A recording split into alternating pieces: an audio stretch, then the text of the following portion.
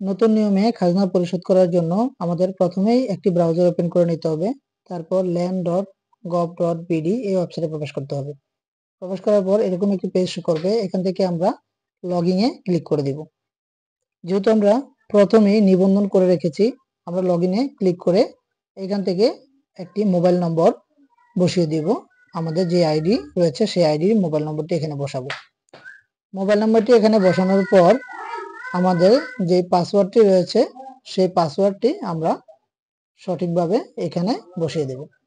পাসওয়ার্ডটি সঠিকভাবে বসানোর পর আমাদের একটি সামনে ক্যাপচা রয়েছে, সেই ক্যাপচাটিও সঠিকভাবে দিয়ে দিতে হবে। তো চলুন আমরা সঠিকভাবে ক্যাপচাটি দিয়ে দিই। আমাদের আইডি, পাসওয়ার্ড এবং ক্যাপচাটি যদি সঠিকভাবে দেওয়া হয়ে যায় তাহলে আমরা সাবমিট করুনে বা লগইন করুনে ক্লিক করে দিব। এখান থেকে লগইন করুনে ক্লিক করে দেওয়ার পর আমাদের সামনে এরকম একটি ইন্টারফেস শো করবে। এখান থেকে আমরা ভূমি উন্নয়ন করে ক্লিক করে দিব। ভূমি উন্নয়ন করে ক্লিক করে দেওয়ার পর আমাদের সামনে এরকম একটি পেজ চলে আসবে। এখানে দেখতে পাচ্ছেন সর্বমোট হোল্ডিং সংখ্যা 1, সর্বমোট দাখিলা 1, সর্বমোট দাবি 160 টাকা। আমাদের যে দাবির যে টাকার পরিমাণটি সেখানে এখানে শো করছে।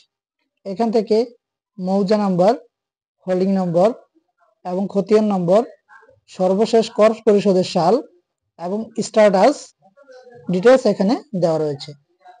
এখন আমরা এখান থেকে পদক্ষেপের নিচে দেখতে পাচ্ছেন না চোখের একটি আইকন রয়েছে, সেই আইকনে ক্লিক করে দিব। ক্লিক করে দেওয়ার পর আমাদের সামনে এরকম একটি ইন্টারফেস চলে আসবে। এখানে বিস্তারিত দেওয়া রয়েছে সর্বশেষ কর পরিশোধের সাল, বকেয়া বছর, বকেয়া দাবি, ইজারা এবং ডিটেলস আপনার কত টাকা খরচ কিভাবে ওরা কেটে নিচ্ছে সেই ডিটেলস আপনাকে এখানে দেখিয়ে দিচ্ছে। এখানে ডিটেলস দেখানোর পর আপনারা নিচে দেখতে পারবেন মালিকের নাম এবং মোবাইল নম্বর, মালিকের অংশ ডিটেলস এখানে দেওয়া থাকবে।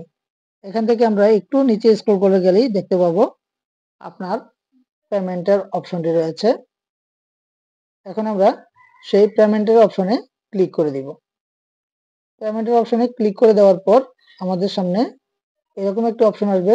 এখান থেকে আমরা ই পেমেন্ট করুন এ ক্লিক করব।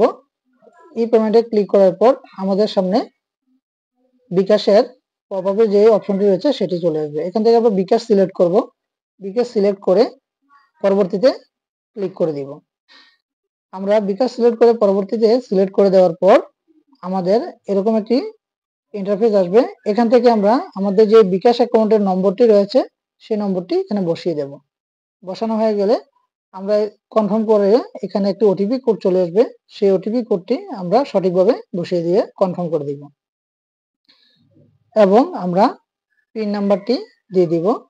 আমাদের বিকাশের পিন নাম্বারটি দিয়ে আমরা কনফার্ম করে দিলে ভেরিফিকেশন সাকসেসফুলি এরকম একটি অপশন দেখাবে। সাকসেসফুলি দেখাবে। একটু লোডিং হওয়ার পরেই দেখতে পাবেন আপনাদের খাজনা পরিশোধ করা হয়েছে, সেই খাজনার রসিদটি আপনাদের সামনেই চলে আসবে।